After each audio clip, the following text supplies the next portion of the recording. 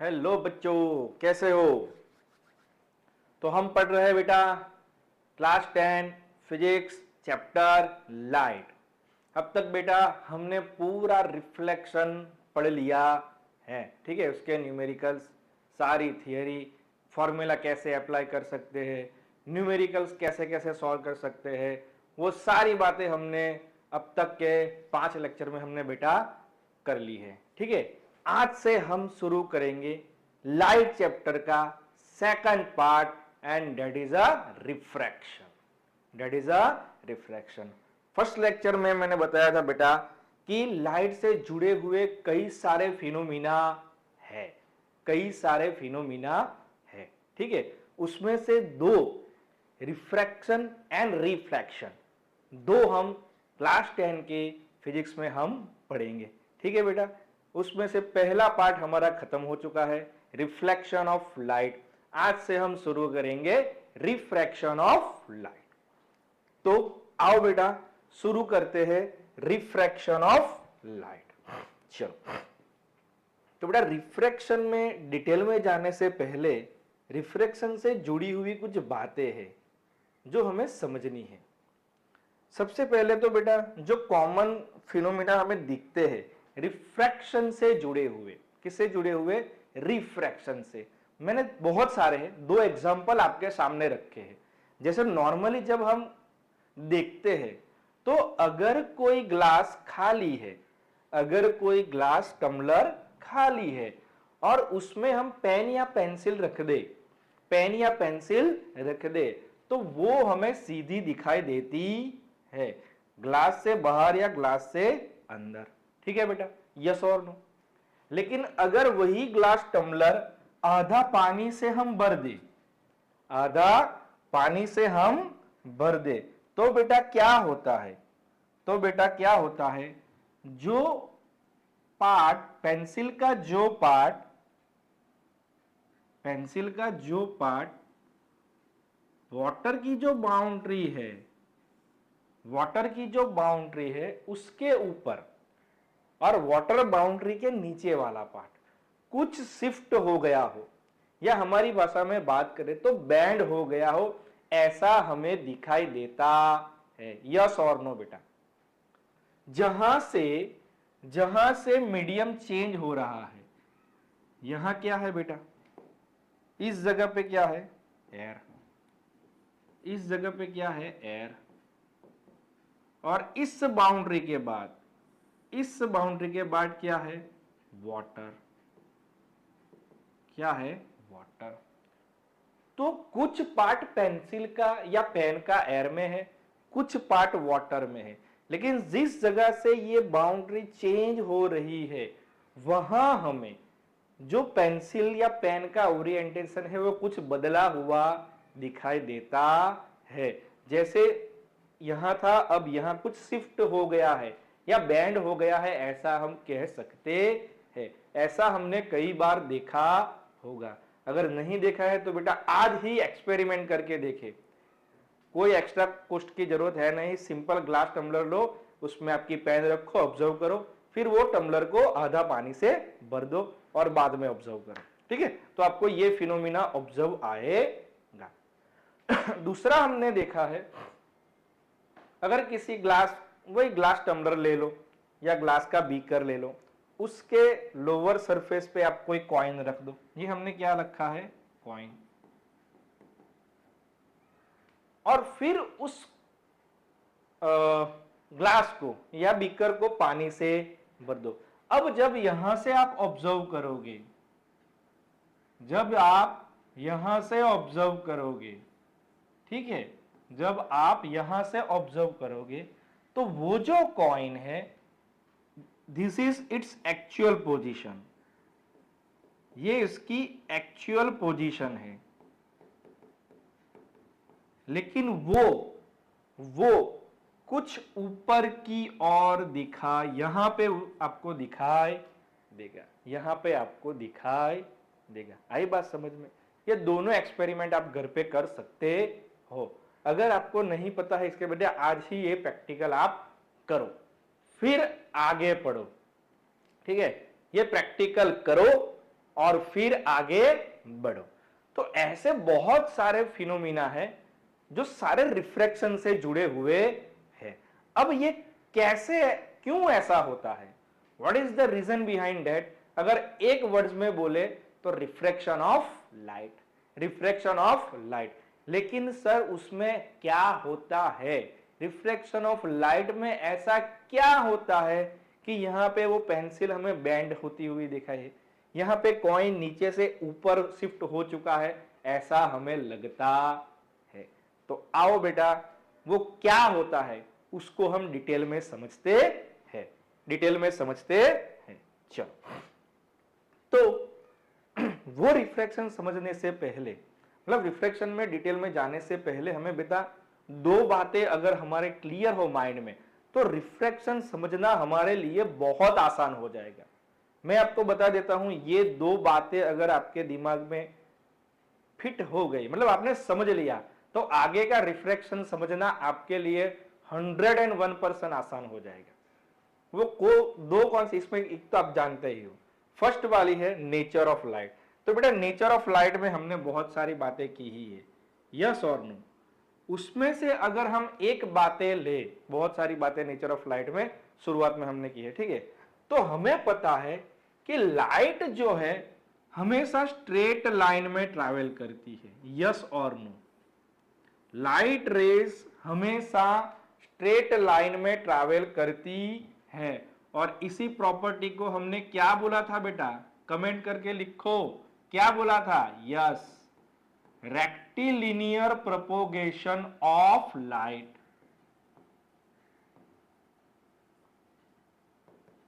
Rectilinear propagation of light, yes और no, यही बोला था हमने। Light always travel in a straight line, and this property of light is known as rectilinear propagation of light.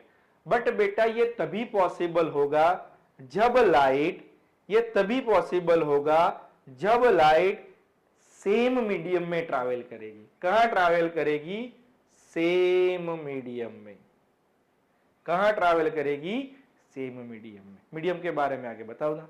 अगर वो air में travel कर रही है, एयर में एयर ही जा रही है, कोई और चेंज हो नहीं रहा है, जैसे उसमें लिक्विड वाटर में नहीं ट्रांसफर हो रही है, ग्लास स्लैब में नहीं ट्रांसफर हो रही है, तो इसका मतलब लाइट सिर्फ और सिर्फ एक ही मीडियम में ट्रैवल हो रही है, तो वो स्ट्रेट लाइन में मोशन करेगी, जिसे हमने रेक्टिलिनियर प्रोपोगेशन बोला था।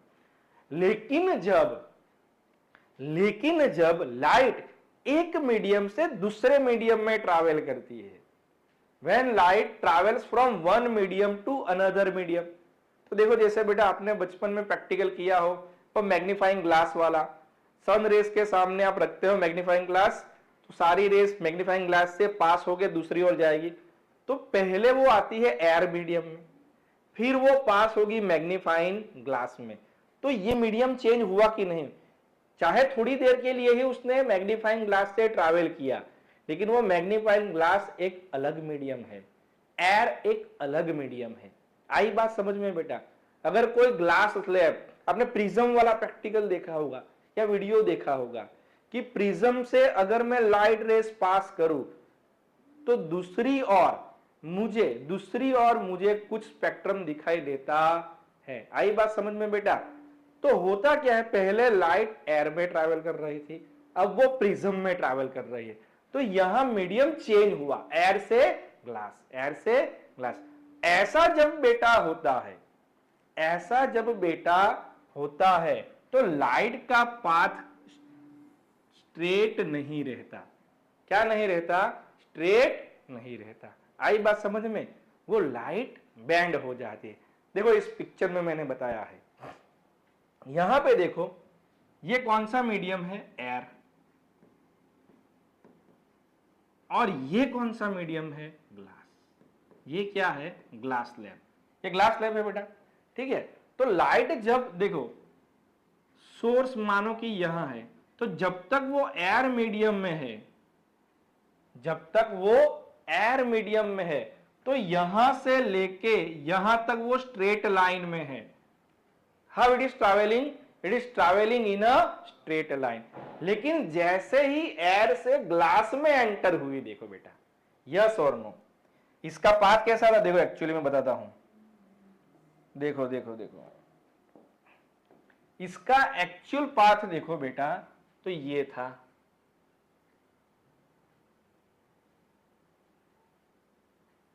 यस और नो, आई बात समझ में, यस और नो।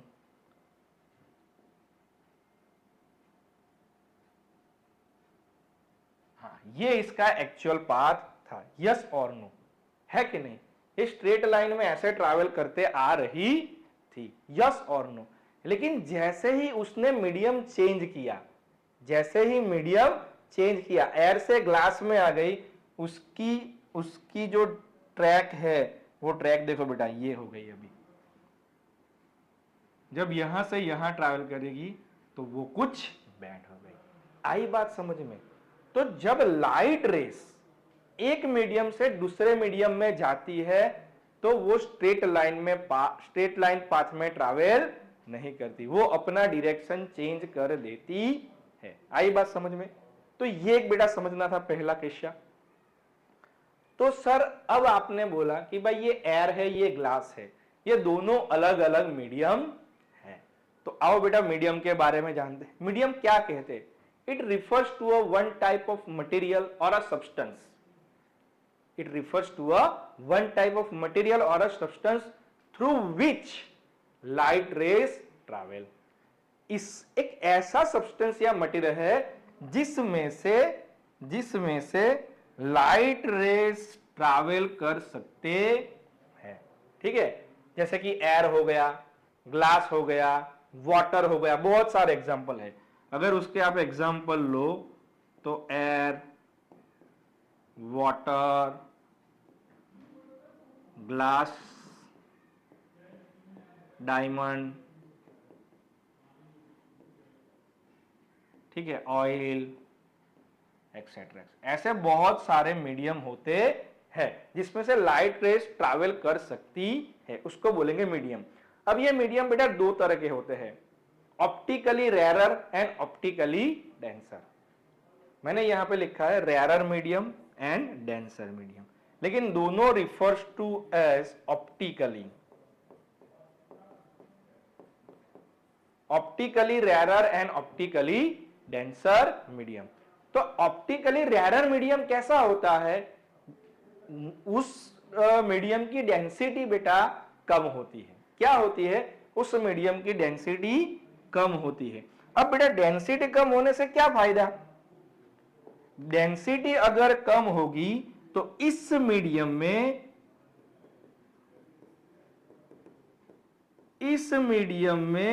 स्पीड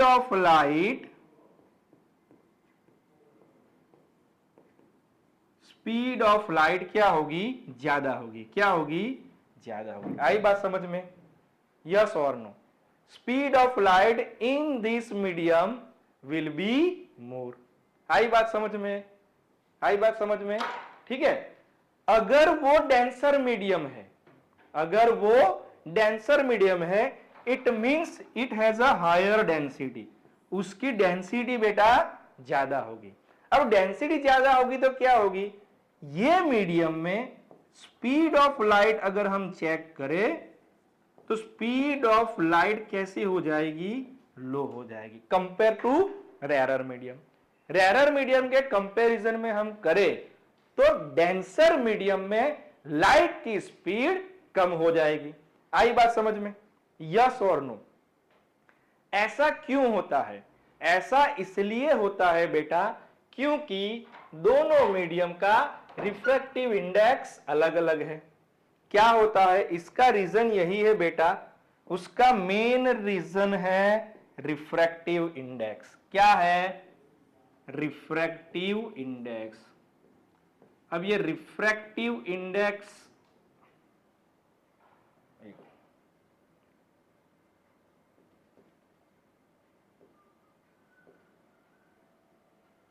ये जो रिफ्रैक्टिव इंडेक्स क्या है वो हम आगे समझेंगे। ठीक है, आगे पूरा टॉपिक इस पे समझेंगे। दोनों मीडियम, देखो रेयरर मीडियम होगा तो डेंसिटी कम होगी, डेंसिटी कम होगी तो स्पीड ऑफ लाइट ज्यादा होगी, डेंसर मीडियम होगा तो डेंसिटी हायर होगी, डेंसिटी हायर होगी तो स्पीड ऑफ लाइट कम होगी। आई बात समझ में? यस और नो? तो दोनों का रिफ्रैक्टिव इंडेक्स अलग अलग है, इसलिए ऐसा होता है। अब ये रिफ्रैक्टिव इंडेक्स क्या है बेटा, आगे के टॉपिक में हम जानेंगे, लेकिन आई होप आपको ये दोनों बातें क्लियर हुई। मीडियम क्या है, वो कैसे रिएक्ट करता है, वो कैसे रिएक्ट करता है जब उसमें से लाइट ट्रैवल होती है। आई बात समझ में? यस और नो? क्लियर? चलो आगे बढ़ते हैं। क्लियर बेटा? कोई डाउट हो तो प्लीज कमेंट करना। आगे बढ़ते हैं। चलो अब समझते हैं रिफ्रैक्टिव इंडेक्स। क्या समझते हैं? Refractive index. चलो तो बेटा देखो क्या होता है, पहले उसकी डेफिनेशन लिखते हैं। Refraction is a bending of light rays, bending of light रे, लाइट रे का बेंड होना, लाइट रे का बेंड होना, लेकिन कब? When it travels from one medium to another medium, जब वो एक मीडियम से दूसरे मीडियम में ट्रैवल होती है तो लाइट बेंड हो जाती है। इस प्रॉपर्टीज ऑफ लाइट या इस the phenomena of this light is known as refraction of light. आओ समझते हैं एग्जांपल से। देखो बेटा, ये है सब्सटेंस 1, मतलब कि मीडियम 1, ये है सब्सटेंस 2, मतलब कि मीडियम 2। ये कोई एक मीडियम है और ये कोई एक मीडियम है। समझने के लिए suppose this is air, medium 1 जो है वो एयर है and second one is a glass, और you can also take water. ठीक है, पहला मीडियम है एयर, दूसरा मीडियम है ग्लास। ये जो है ये इसकी बाउंड्री है। क्या है?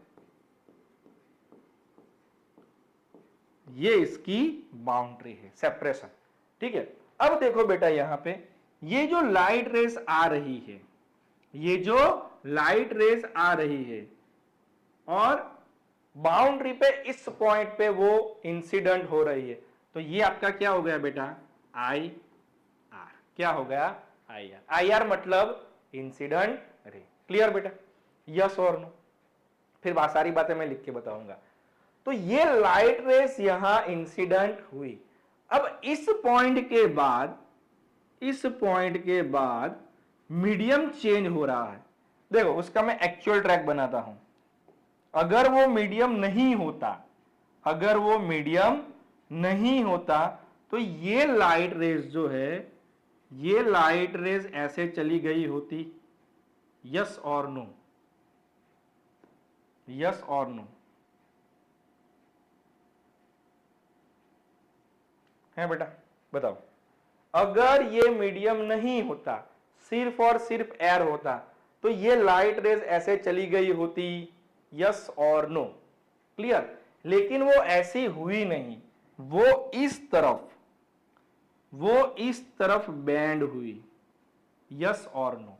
वो लाइट रेस ऐसी जानी चाहिए थी, लेकिन वो लाइट रेस कैसी हो गई? यहां से वो ऐसे बेंड हो गई। आई बात समझ में? सो this is called bending of light rays. जब एक मीडियम से दूसरे मीडियम में लाइट एंटर होती है तो लाइट बेंड हो जाती है। इसी फिनोमिना को बोलेंगे रिफ्रैक्शन ऑफ लाइट। क्लियर बेटा? रिफ्रैक्शन ऑफ लाइट क्लियर हुआ? चलो, जैसे इसको हम आई आर बोलते हैं, तो ये जो हमारा रेज है इसे हम बोलेंगे आर आर। आर आर मतलब रिफ्रैक्टेड रे, रिफ्रैक्टेड रे। ये जो पॉइंट हुआ वो पॉइंट हुआ हमारा point of incidence, point of incidence. चलो सारी बातें लिखते जा रहे हैं। सबसे पहले आई आर, सबसे पहले आई आर। आई आर क्या है? Incident ray. आर आर क्या है? रिफ्रैक्टेड रे। ये जो एंगल बनेगा बेटा, ये वाला, ये वाला, ये वाला, This is called angle of incidence. Angle of incidence, and it is represented by angle I. Angle between incident ray and normal to the surface. Normal to the surface.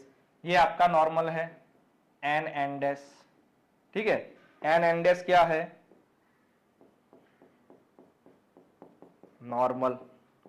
सारी टर्म बेटा बता रहा हूं, ठीक है, सारी टर्म आपको याद रहनी चाहिए, ठीक है। चलो, ये जो एंगल है, ये वाला angle between incident ray and normal to the surface is known as angle of incidence and represented by I. ये जो एंगल है नॉर्मल के साथ, सारे एंगल बेटा नॉर्मल के साथ कनेक्ट करने हैं। Angle between refracted ray and normal to the surface, angle between refracted ray and normal to the surface is known as angle of refraction and it is represented by angle R, represented by angle R। आओ लिखते हैं angle I, angle of incidence, angle R,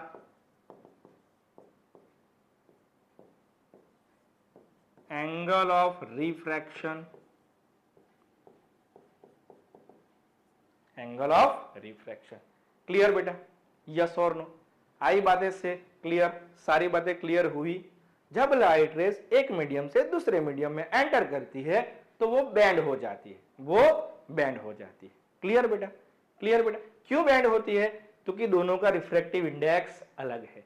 दोनों का refractive index अलग है, इसका मतलब क्या हुआ? उसकी स्पीड चेंज हो गई, तो वो स्पीड चेंज होने की वजह से वो बैंड हो जाती है। आई बात समझ में? यस और नो? वो स्पीड चेंज होने की वजह से वो बैंड हो जाती है। Clear? I R, R R, angle I, angle R, normal to the surface. Clear बेटा? क्लियर बेटा? आया रिफ्रैक्शन समझ में? Bending of light, bending of light कब? when light travel from one medium to another medium। अब बेटा आपको कुछ क्वेश्चन हो रहा है। अगर क्वेश्चन हो रहा है वीडियो पोस्ट करो और कमेंट करो, और अगर नहीं हो रहा है तो वीडियो को कंटिन्यू करो, क्योंकि मुझे हो रहा है कि सर आपने ये बताया कि लाइट बैंड हुई, लेकिन यहां ऐसे जा रही थी और इस तरफ बैंड हुई।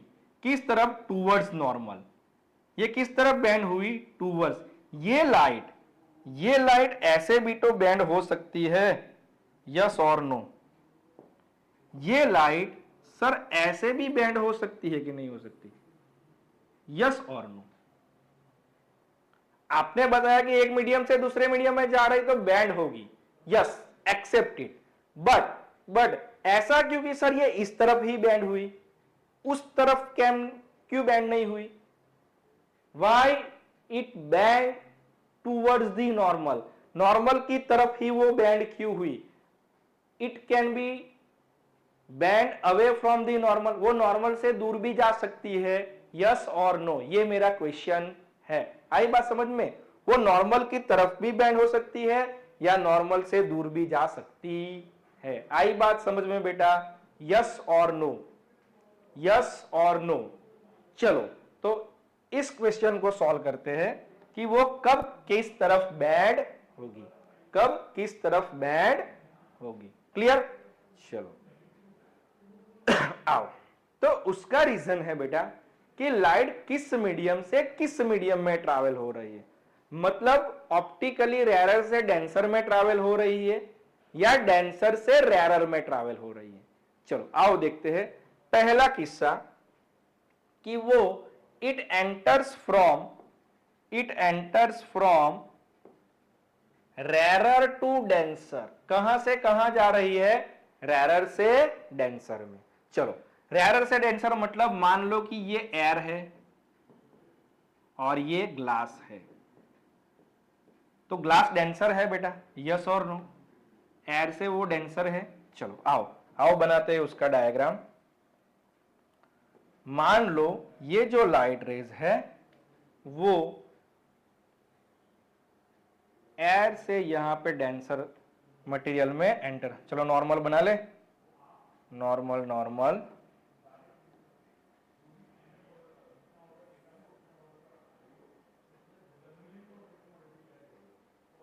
चलो ये नॉर्मल हो गया। तो जब लाइट एयर से ग्लास में, मतलब बेटा क्या हुआ, मतलब ये हुआ रेयर से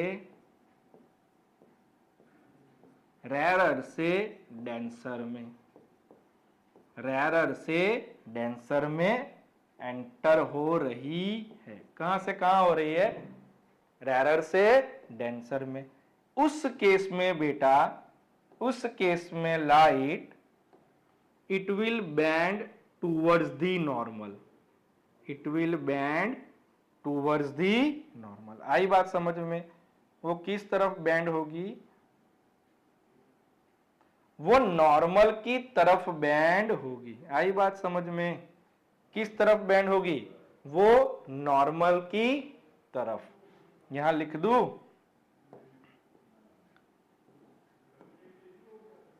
लाइट रे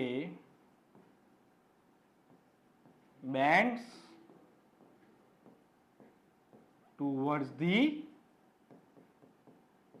नॉर्मल, वो नॉर्मल की तरफ मुड़ेगी। देखो एक्चुअल उसका जो पाथ था, एक्चुअल उसका पाथ ये वाला था, यस और नो, ठीक है, एक्चुअल उसका पाथ ये वाला था, लेकिन वो क्या हो गई, वो इस तरफ बैंड हो गई, इस तरफ बैंड हो गई। आई बात समझ में, यस और नो, वो इस तरफ बैंड हो गई, band towards the normal. Clear बेटा, यस और नो। ये है आपका आई आर और ये है आपका आर आर।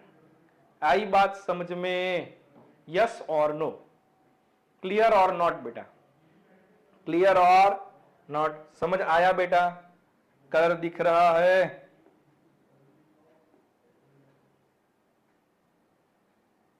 चलो क्लियर बेटा।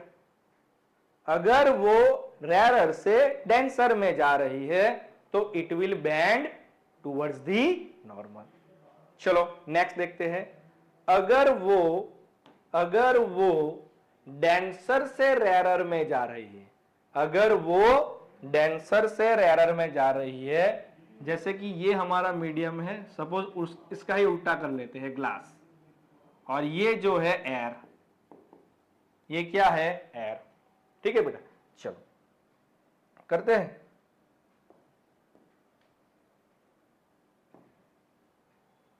चलो अगर कोई लाइट रेस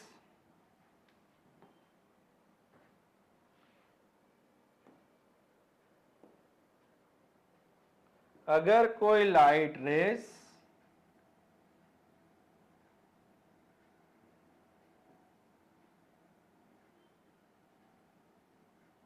अगर कोई लाइट रेस सॉरी,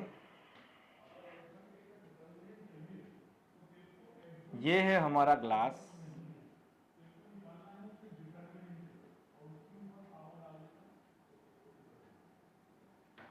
ठीक है, अब ग्लास से वो एयर में एंटर हो रही है। चलो हम बनाते हैं नॉर्मल, ये हो गया नॉर्मल, क्लियर।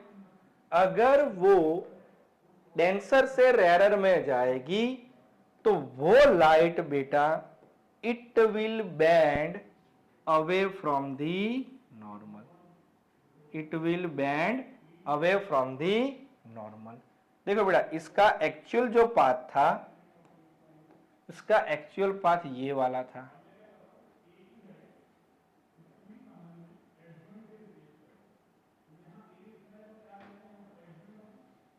इसका एक्चुअल पाथ था ये,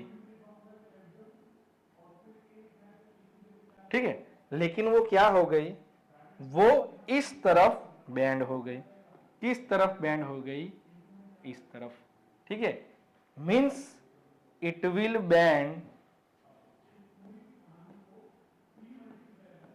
away from the normal, away from the normal से वो दूर गई। कहां गई? ये हमारा नॉर्मल था, नॉर्मल से वो दूर गई, नॉर्मल से वो दूर गई। आई बात समझ में? तो जब रेयर से डेंसर में जाएगी it will bend towards the normal. अब जब वो ग्लास मतलब डेंसर से रेयर में जाएगी it will bend away from the normal, it will bend away from the normal. Again ऐसा क्यों होता है? The reason behind that when it enters in a different medium it will change the speed of light, medium will change the speed of light। यहां पे rare से denser में आएगी तो डेंसिटी ज्यादा होने की वजह लाइट की स्पीड कम हो जाएगी, लाइट की स्पीड कम हो जाएगी तो वो बैंड इस तरफ होगी। यहां डेंसर से रेयर में गई लाइट की स्पीड बढ़ जाएगी तो it will bend away from the normal. Clear बेटा? क्लियर और नॉट? आई बात समझ में? आई बात समझ में? चलो आगे बढ़ते हैं, आगे बढ़ते हैं। Next laws of reflection, laws of reflection. हमने रिफ्लेक्शन क्या है वो पढ़ लिया, किस तरफ बैंड होगी वो पढ़ लिया। अब बात करते हैं लॉज ऑफ रिफ्लेक्शन की। पहला लो, पहला लो सेम है जैसा रिफ्लेक्शन का दूसरा लो था। Incident ray, refracted ray and normal always lie in the same plane, मतलब they are coplanar, they are coplanar, they are coplanar। ठीक है, चलो ये हमारा हो गया इंसिडेंट रे, ठीक है, ये हो गया हमारा normal to the surface, normal to the surface.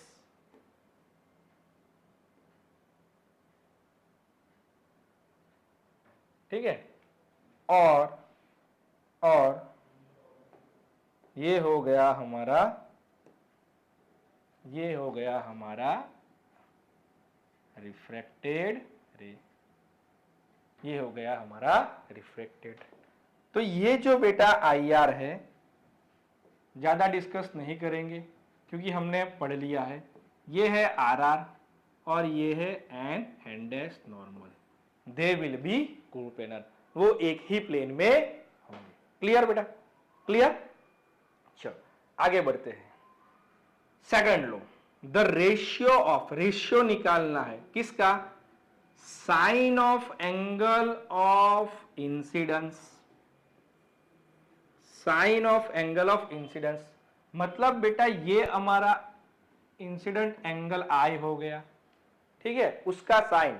अब आपने sine theta, cos theta, tan theta trigonometry chapter में आपने पढ़ा होगा या आप पढ़ लोगे, ठीक है बेटा। वो एंगल का हमें साइन निकालना है और उसका रेशियो निकालना है। तो हमारा किसका एंगल है? एंगल आई, उसका साइन निकालो। तो साइन ऑफ एंगल आई मतलब sine I to the sine of, to the sine of angle of refraction, sine of angle of refraction. तो साइन ऑफ हमारा रिफ्रैक्ट एंगल आर कौन सा है? ये वाला है हमारा एंगल आर, उसका मैं साइन निकालू तो साइन आर। अब ये दोनों का रेशियो हुआ, ये दोनों ratio of sine of angle of incident, तो sine I to the sine of angle of refraction to the sin r is always constant for a given pair of media। अगर ये दो मीडियम चेंज नहीं same है, मतलब मान लो ये कोई एयर है, ये वाटर है, या एयर है, ग्लास है, अब इस दोनों में कोई चेंज नहीं आ रहा है, पहले से अंत तक सेम है, उसमें कोई चेंज नहीं आ रहा है, और तब मैं sine I upon sine R करूं तो उसका आंसर आएगा कांस्टेंट। क्या आएगा? Sine of angle of I to the sine of angle R, it will be equal to constant. Clear बेटा? तो ये है सेकंड लॉ। और डिटेल में ज्यादा समझ आएगी बेटा जब हम उसके न्यूमेरिकल करेंगे, अभी के लिए इतना समझ लो। तो न्यूमेरिकल से हमें बहुत बेहतर ये समझ में आएगा। और इसी को बोलते हैं स्नेल्स लॉ। क्या बोलते हैं? ये जो सेकंड लॉ है उसको हम बोलेंगे स्नेल्स क्लियर बेटा? Clear? Ratio of sine of angle I मतलब angle of incidence to the sine of angle of reflection will always remain constant. Clear? For the given pair of media.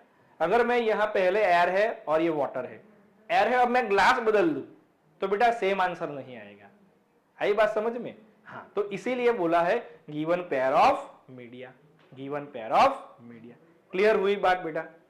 Ratio clear हुआ? दोनों laws clear हुए के नहीं हुए? Clear बेटा? चलो, अगर ये क्लियर हुए हैं बेटा तो आगे बढ़ते हैं और आगे हम समझते हैं refraction of light through glass slab.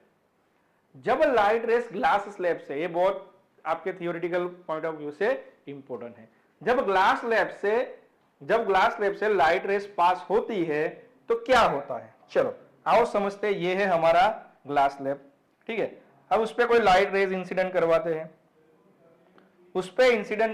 हैं, लाइट रेस। तो मान लो ये हो गई आपकी आई आर, ये क्या हो गई? I R. समझ आया बेटा? ये है आपका आई आर मतलब इंसिडेंट रे, ठीक है। आओ बनाते हैं नॉर्मल,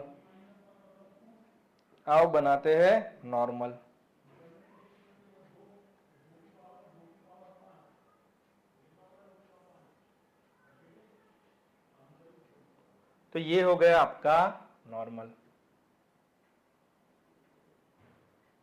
ठीक है। अब आप मुझे बताओ कि ये बेटा है एयर,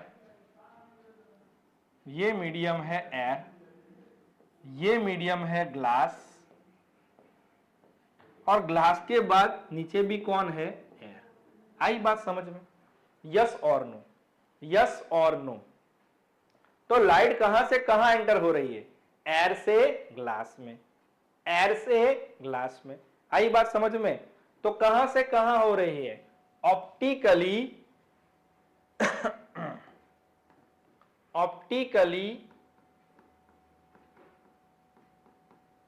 रेरर से ऑप्टिकली डेंसर में। यस और नो? ऑप्टिकली रेरर से ऑप्टिकली डेंसर में लाइट रेज एंटर हो रही है कि नहीं हो रही है? तो कहां बैंड होगी? किस तरफ बैंड होगी बेटा? कमेंट करके लिखो किस तरफ बैंड होगी। It will bend towards the normal. Yes और no? It will bend towards the normal. वो किस तरफ बैंड होगी? वो नॉर्मल की तरफ बैंड होगी। किस तरफ बैंड होगी? नॉर्मल की तरफ। आई बात समझ में? यस और नो?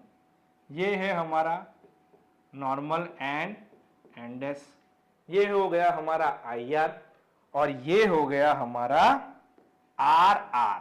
क्या है? आर आर मतलब रिफ्रैक्टेड रे, आई बात समझ में? सिंपल है, उसके नोटेशन कर ले बाकी के।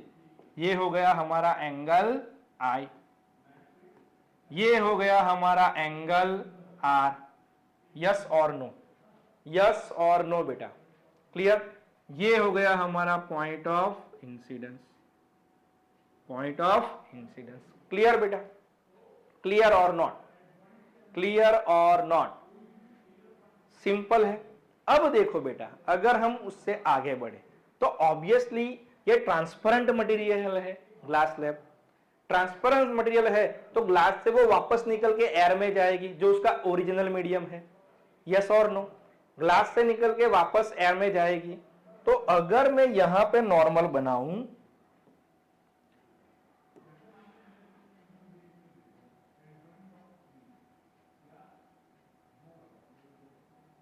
ठीक है, अगर मैं यहां पे नॉर्मल बनाऊं तो अब वो ग्लास से निकल के कहां जा रही है? अब वो ग्लास से निकल के कहां जा रही है? एयर में। इसका मतलब वो ऑप्टिकली डेंसर से ऑप्टिकली रेरर में जा रही है वापस। यस और नो? अब जब लाइट रेस ऑप्टिकली रेयर से ऑप्टिकली डेंसर में जाएगी, ऑप्टिकली डेंसर में जाएगी तो क्या होगा? It will bend away from the normal, it will bend away from the normal, yes और no? It will bend away from the normal, होगा बेटा? वो नॉर्मल से दूर जाएगी, वो नॉर्मल से दूर जाएगी, यस और नो? उसका पाथ ये था, उसका पाथ ये वाला था, ठीक है, लेकिन वो किस तरफ गई? दूर। क्योंकि अभी हमने इसके आगे वाले स्लाइड में देखा कि भाई अगर वो डेंसर से रेयर में जा रही है तो it will bend away from the normal. Clear हुई बात बेटा? यस और नो? इस रे को बोलेंगे ईआर, इस रे को बोलेंगे हम ईआर। ईआर मतलब इमर्जेंट रे।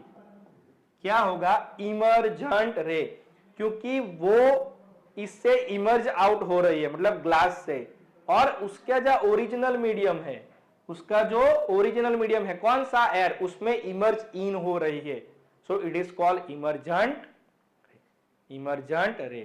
क्लियर बेटा? यस और नो? और ये जो एंगल है, ये एंगल होगा एंगल ई। तो ये दो नई बातें जो है वो बेटा मैं यहां लिखता हूं। बाकी आई आर और आर आर तो आपको पता ही है, एंगल आई एंगल आर भी पता है आपको, ठीक है। लेकिन जो नई बातें हैं, ठीक है, चलो जो नई बातें कौन सी आई है? एक एंगल ई आया है, वो क्या है? Angle of emergence, angle of emergence, और दूसरा क्या नया टर्म आया है? E R. देखो बेटा मैं I R, R R, angle I angle R normal नहीं लिख रहा हूं क्योंकि वो ऑलरेडी हमने पढ़ लिया है, ठीक है, ठीक है। एंगल आर मतलब emergent ray, sorry emergent ray. आई बात समझ में? यस और नो? आई बात समझ में बेटा कि ग्लास स्लैब से रिफ्रैक्शन कैसे होता है? इंसिडेंट रे आई, और वो जब ग्लास स्लैब में एंटर हुई it band towards the normal. Glass slab से जब वो बाहर निकली वापस अपने ओरिजिनल मीडियम में entry, it will bend away from the normal. Clear बेटा? यस और नो? क्लियर? अब मेरा ये क्वेश्चन है, अगर ये रेस आती है, इसकी बात कर रहा हूं बेटा, सीधी सीधी आती है, उसके बीच में अगर ग्लास स्लैब नहीं होता बेटा, उसके बीच में अगर ग्लास स्लैब नहीं होता तो वो जो रे है बेटा वो ऐसे चली जाती,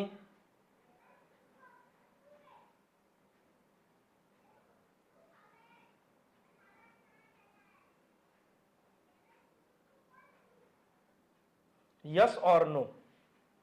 वो जो रे है अगर ग्लास स्लैब वहां पे नहीं होता तो ये जो रे है वो सीधी ऐसे निकल जाती कि नहीं जाती? यस और नो? आई बात समझ में?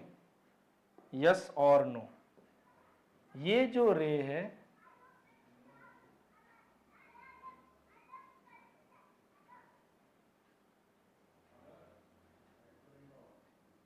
वो सीधे ऐसे निकल जाती। क्लियर बेटा? क्लियर और नॉट? क्लियर? क्लियर?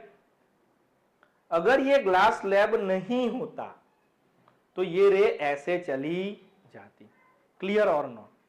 या बेटा यहां पे कोई ऑब्जेक्ट है, यहां पे कोई ऑब्जेक्ट है जिस रे से लाइट रे आ रही है, और अगर हम यहां से देखेंगे तो क्या वो लाइट रेज हमें, वो ऑब्जेक्ट हमें दिखाई देगा? या वो लाइट रेज हमारी आंखों में जाएगी? नहीं जाएंगी, क्योंकि लाइट रेज तो बेटा यहां से हो रही है, तो हमें हमारी आंख को कहां डिस्प्लेस करना होगा, कहां लाना होगा? यहां पे। अगर यहां से हम देखेंगे तो वो ऑब्जेक्ट हमें दिखाई देगा, या वो लाइट रेज हमारी आंखों में जाएगी। तो ये लाइट रेज एक्चुअली यहां से यहां शिफ्ट हो गई। आई बात समझ में? कहां से कहां शिफ्ट हो गई? यहां से यहां शिफ्ट हो गई, और इसको रिप्रेजेंट किया जाता है, इसको रिप्रेजेंट किया जाता है, बताता हूं, ये वाला। अगर मैं ये परपेंडिकुलर डिस्टेंस ले लूं, ठीक है,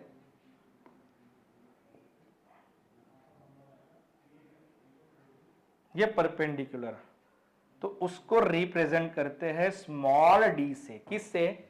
small d. And small d is a lateral displacement और लेटरल शिफ्ट। क्या बोला जाएगा? Lateral shift, lateral shift. It is a perpendicular distance between emergent ray and incident ray. आई बात समझ में? इसको बेटा लेटरल शिफ्ट भी बोलेंगे, लेटरल डिस्प्लेसमेंट भी बोलेंगे, ठीक है, क्लियर? तो ये परपेंडिकुलर होता है जिसे बोलेंगे लेटरल शिफ्ट। आई बात समझ में बेटा? कुछ बातें समझ में आई refraction through glass slab. Clear बेटा? हुआ क्लियर? क्लियर? तो बहुत सिंपल है रिफ्रैक्शन थ्रू ग्लास स्लैब। आओ इसकी डेफिनेशन भी देख लेते हैं। Lateral shift is a perpendicular shift, it is a perpendicular shift in the path of incident ray, in the path of incident ray when it travels through certain medium and return to its original medium। अब बस यहां figure नहीं बनाऊंगा, इसमें बनाऊंगा।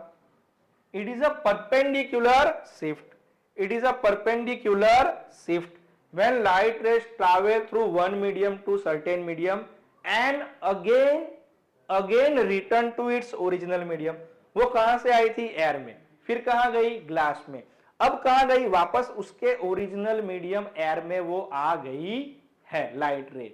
तो ऐसा जब होता है तब वो परपेंडिकुलर शिफ्ट हो जाता है और उसी को हम बोलेंगे लेटरल शिफ्ट, उसी को बोलेंगे लेटरल शिफ्ट।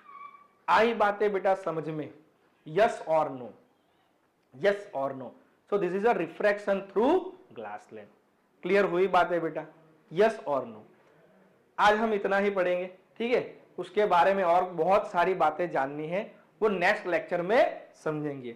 लेकिन आज हमने पढ़ा बेटा, थोड़ा सा फटाफट उसको रिकॉल कर लेते हैं, ठीक है? रिफ्लेक्शन के शुरुआत से हमने देखा क्या फिनोमिना दिखते हैं, ठीक है? फिर हमने देखा कि भाई नेचर ऑफ लाइट और मीडियम के बारे में देखा बेटा।